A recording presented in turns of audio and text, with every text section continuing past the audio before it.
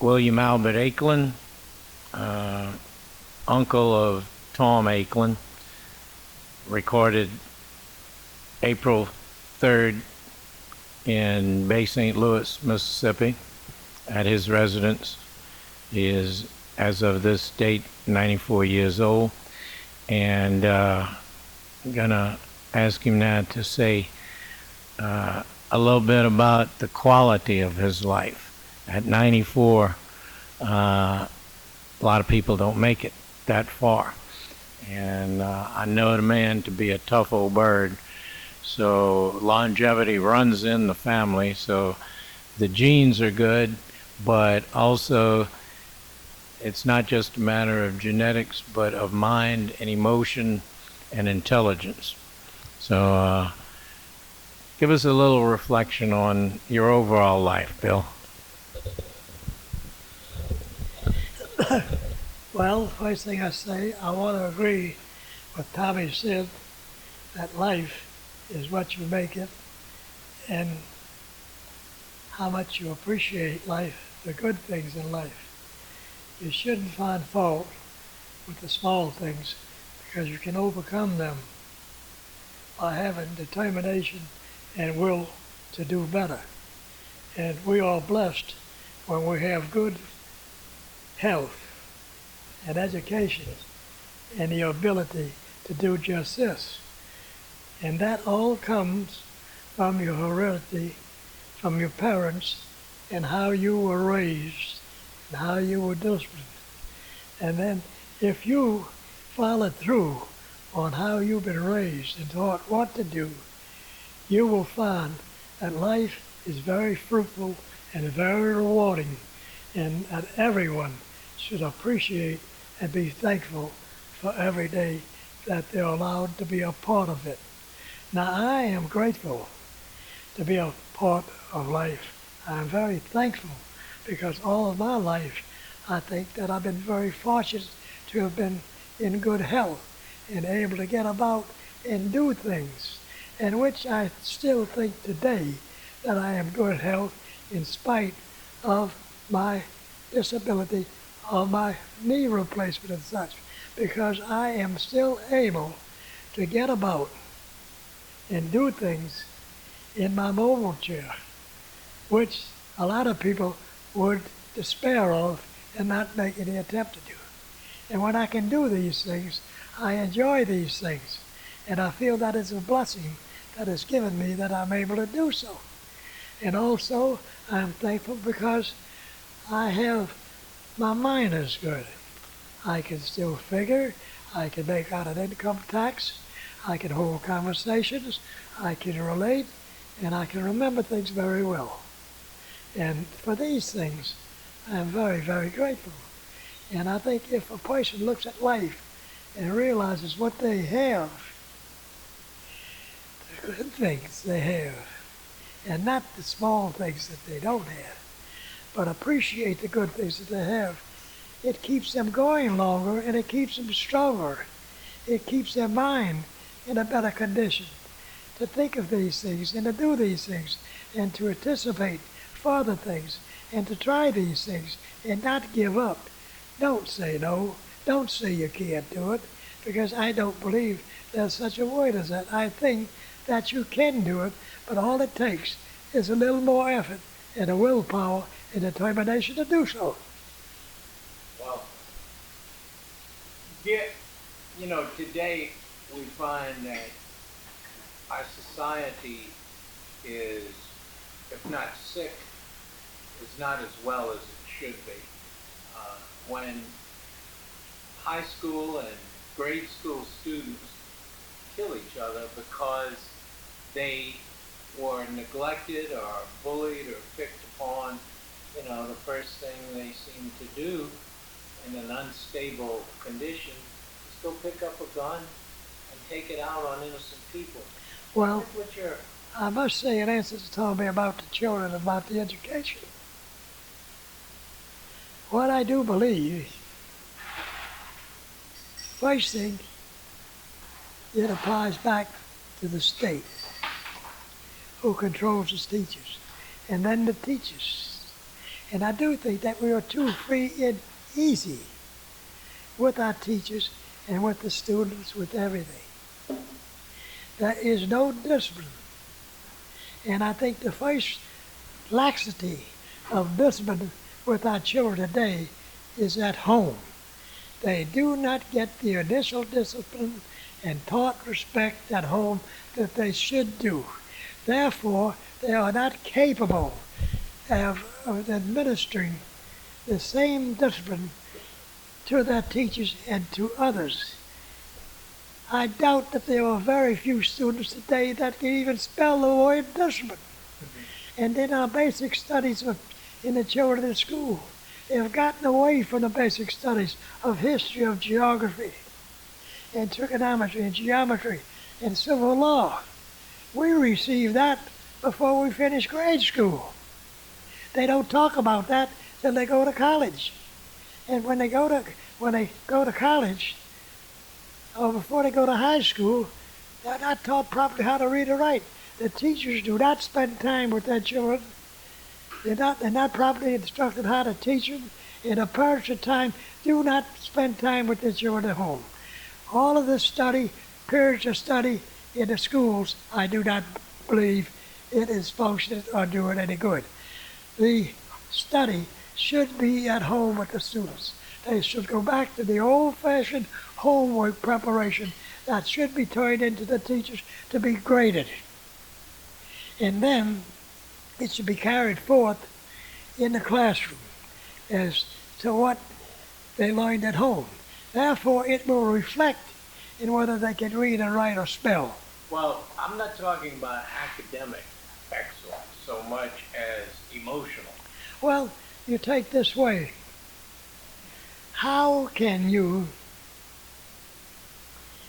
have people, I'm not talking racists, because this country owes a great deal to many people, but if you have too much handout, too much free stuff, it does not encourage people to better themselves. They figure they do not have to do it. All they have to do is ask for it. And I think that is a downfall of our country. Our welfare is good, but in some respects, I don't agree with our welfare. So you think it's which I do not care to get involved in. Right. That is one part of my conversation which I say is not my affair. I listen, but I do not say a thing about it. I can think about it, but I do not express myself openly or to anybody that has anything to do with it. We have to abide by what our states and our federal government do. Well, but getting back to the emotional state of, say, a 13-year-old who's been bullied and picked upon maybe by older kids and rejected and all, because this is the excuse or reason, if you want, that a lot of these kids give for going out and killing other students. I'll answer you that this way. It's another thing about parenthood, because we had that same thing when I was a kid. They would pick on it. And my daddy would tell me to go out there and settle it with him. He either beat the hell out of me or I'll beat the hell out of him. And when you learn to stand up for yourself, you command respect, and you'll have less of this bullying. But if you continue to let them bully you and push you around, you can always have it. Well, I'll be honest with you, Uncle Bill. When I was at St. Stanislaus, I was the smallest, the youngest guy in my class. Because I had skipped a grade. So the guys that I went through grammar school and high school with were usually a little bit older than I was and more developed. And they didn't pick on me as such, but I wasn't part of their group, you know. Nowadays, it's just the opposite. They look to me for things that they don't possess. They actually envy. The bullying didn't get them anywhere. No, I mean it wasn't bad bullying. You understand what I mean? It's just natural boys being boys and girls being girls, you know? Well, when I was coming up, I kept myself physically fit. That's why I'm in the condition today. Right. Well, that's I was above the average. I could take care of my weight right. and 1.5 times my weight with anybody I want to get. Yeah. And I was exceptionally good with my dukes, my fist. And when anyone of them messed with me, I didn't pick a squabble or take the initiative. When they ever threw the first punch to me, brother, when I threw it, that was it. And a lot of times the one punch settled it. Yeah. But you never thought of using a weapon. No, I never thought of this as a weapon. I just thought it, well, just retaliation in protecting myself against the physical offense. No, not anger. I never kept anger. I still don't keep anger. I say, you do not have to keep anger. You don't agree with them. I believe if you don't agree with people, disassociate yourself from them. Have less to do with them. Seek company of another caliber. And the ones that try to get along with the best you can. But in all due respects, if it comes to frustration, you cannot do anything with them, I say just do away with them. Don't tolerate them. Find different company. Choose something else. And I think that is the other thing to do. And I think that's what has helped me too. Well, physically you're fit, but intellectually and mentally you're also fit. What do you attribute that to? Well, I feel that I'm pretty well off in all respects. And like I say, I can go back to that again, is to my parents. The way I was disciplined and the way I was fed. We were fed good food, not fancy foods, but substantial foods, having as large a family as what we had. And we were taught to take care of ourselves hygienically and to keep ourselves clean. And I always participated in the school sports. Did you have much influence because of the Germanic background, do you think? Or do you think that entered into it? Or was it just something that was just ordinary? No, I think that my Germanic background was of the average. I don't think it was anything outstanding that I could pinpoint to other things. I just think that it was, my mother especially was a good mother and took care of her family and schooled us and what we should do and we shouldn't.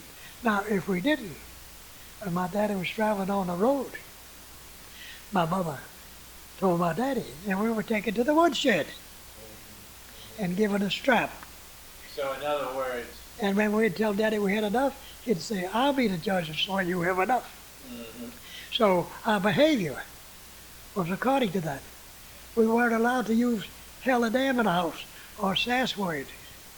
And now you go to a movie and there's so much To a house. vulgarity in it. There's no It has no meaning. no vulgarity used in the house. Yeah. And you know, my feeling is that kids are being taught not in the home. We had games. We had games that we played at home. At our house, at the neighbor's house. We had scotch-shots. What we call nigger baby. Roll the ball in the wall and throw it to the fellas ran.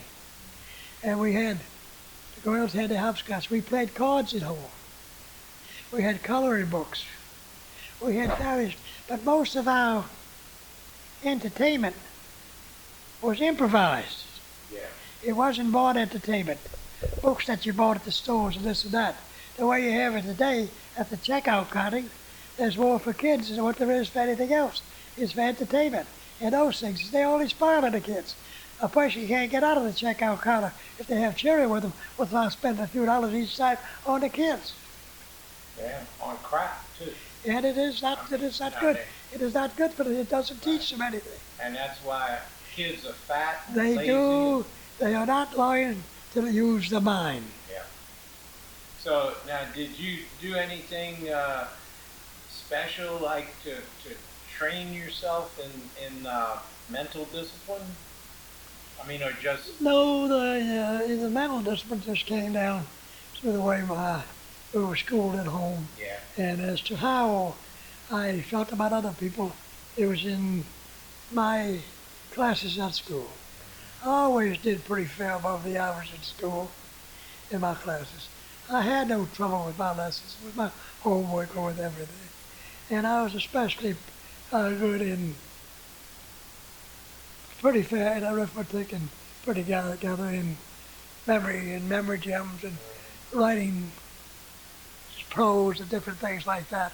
you like Uh, to read? yeah, and Read a I lot? read a lot. Yeah, I still read a lot. yeah. And I keep up today with all the local news and with federal news and international news.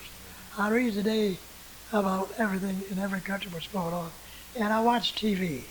I don't like to watch the trash. Yeah, there's a lot of that. Let me pause here.